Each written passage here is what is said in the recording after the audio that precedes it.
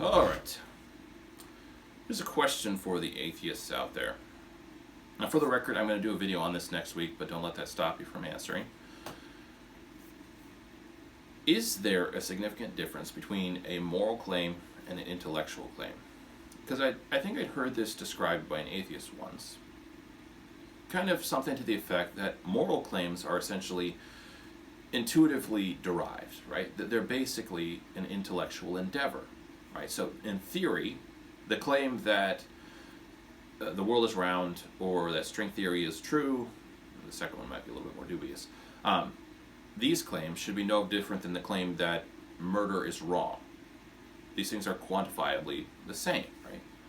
So again, from an atheist perspective, is there a difference, a significant difference between a moral claim and an intellectual claim? And if so, what is it? P.S. I actually have a hypothesis I've been working on. Now, for the record, this has gotten me into trouble before. Line of demarcation. This has nothing to do with what came before, right?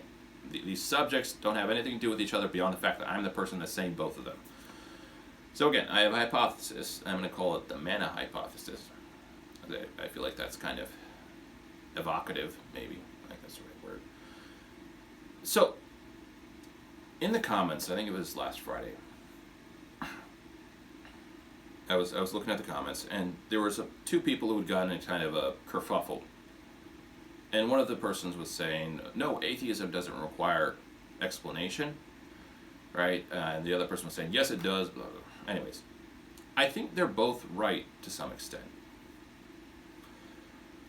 So, the saying from atheists is extraordinary claims require extraordinary evidence, right? That's the idea. To them, Christianity, theism in general is an extraordinary claim. So the natural equilibrium is to not believe in that, right?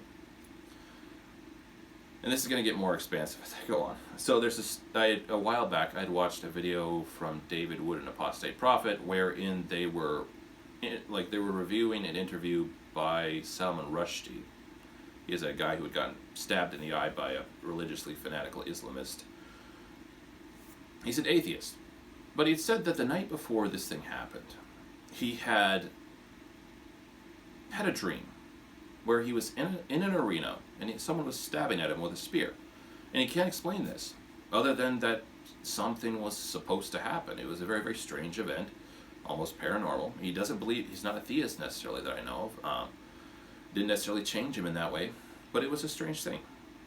So imagine for a second, you're a person whose life has been immersed in the supernatural. Not just one strange event, but a series of events. These things, they encapsulate your life on that. That's not the right word. That you are, to some extent, immersed in the paranormal. It feels like that creates a new equilibrium, an equilibrium in which the natural thing is to believe in theism. The natural thing is to believe in the paranormal. And the extraordinary claim is that the paranormal is not at all real. Right? The thing that actually requires evidence in this type of life is that God is not real. And it feels like we might be getting our wires crossed in that we assume that other people have kind of the same life experience that we do. And that works sometimes, but I think sometimes it's also incorrect. That we do have different life experiences. And to a person who has experienced a number of spiritual or paranormal events, it's a very natural thing to believe in God. Not believing in God is the thing that requires evidence. To a person who has not experienced spiritual events, the natural thing is to not believe in God. Believing in God requires the evidence. Anyways, thanks for watching. Please like and subscribe, and leave a comment if you like.